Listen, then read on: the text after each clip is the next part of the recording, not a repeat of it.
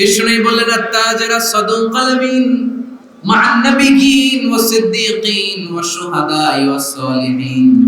আমানতদার ব্যবসায়ী তারা সাধারণ কোনো মানুষ নয়, কিয়ামতের দিন নবীদের সাথে হাসর হয়ে যাবে। আপনারা যারা ব্যবসা করেন, এটা সাধারণ বিষয় নয়। বিষ্ণু ইসলাম নিজেও ব্যবসায়ী ছিলেন। ওনার জীবনের প্রথমে তিনি খাদিজা রাদিয়াল্লাহু তাআলা আনহার ব্যবসার স্টাফ হয়ে কাজ শুরু করেছেন, এরপর নিজে ব্যবসা শুরু করেছেন। এরপরে খাদিজাতুল কুবরা রাদিয়াল্লাহু তাআলা আনহা সব সম্পত্তি বিয়ের পরে বিশ্বনবীর পায়ের সামনে ঢেলে দিয়েছেন। বললেন, ইয়া রাসূলুল্লাহ, এই সম্পদ আমি আপনাকে দিয়ে দিলাম, আপনি ইচ্ছামতো দিনের প্রয়োজনে খরচ করেন। সুবহানাল্লাহ। এজন্য বিষ্ণু ইসলাম আমাদের জন্য উপমা, আব্দুর রহমান ইবনে আউফ আমাদের জন্য উপমা।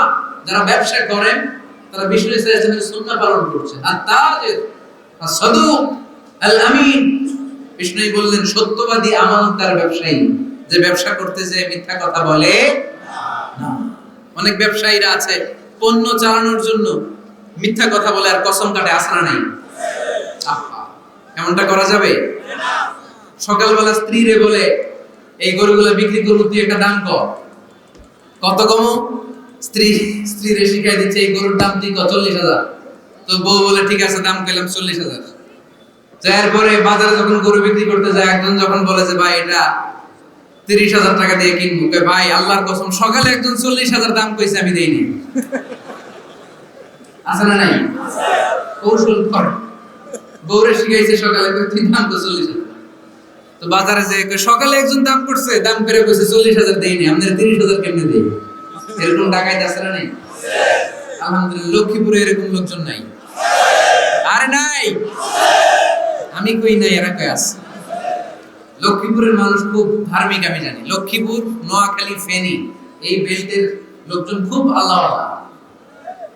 এদের মধ্যে আল্লাহওয়ালার সংখ্যা বেশি। এখানে আলেম ওলামা বেশি, এখানে মসজিদ মাদ্রাসা বেশি। এই জন্য এই জেলাগুলোতে আল্লাহর রহমতও বেশি। আল্লাহ তুমি এই জেলার ছেলেবেলেদেরকে, এই জেলার লোকদেরকে তুমি কবুল করো, মা বোনদেরকে তুমি কবুল করো। সম্মানিত ভাইয়েরা, এজন্য আজকের মাহফিল থেকে আমরা যেটা শিখলাম সেটা হচ্ছে পরিশ্রমে কোনো লজ্জা আছে? আমরা কাজ করে খাবো, ঠিক কিনা? Never under estimate any job. যুবক ভাইয়েরা, লক্ষ্মীপুরের যুবক ছেলেরা শুনতেছ?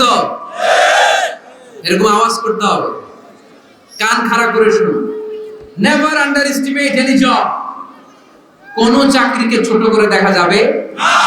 whether it's small or big, you don't care. এটা কেয়ার করা যাবে না। ছোট চাকরি পেলেই ঢুকে যাবে, বড় অফার আসলে পরে ঢুকতে হবে। এটা ছোট কাজ, এটা হোটেলের ওয়েটার, এটা ছোট স্টাফ, এটা কেরানি না। কাজ কাজই, কাজের মধ্যে কোনো ছোট বড় নাই। খেটে খাওয়া মানুষকে বিশ্বনবী অনেক সম্মান করতেন। বিষ্ণু ইসলাম খেটে খাওয়া মানুষদেরকে এত ভালোবাসতেন, বিদায় হজের মতো এত গুরুত্বপূর্ণ ভাষণও এই মেহনতি মানুষদের কথা বাদ যায় না। সুবহানাল্লাহ বলবেন না?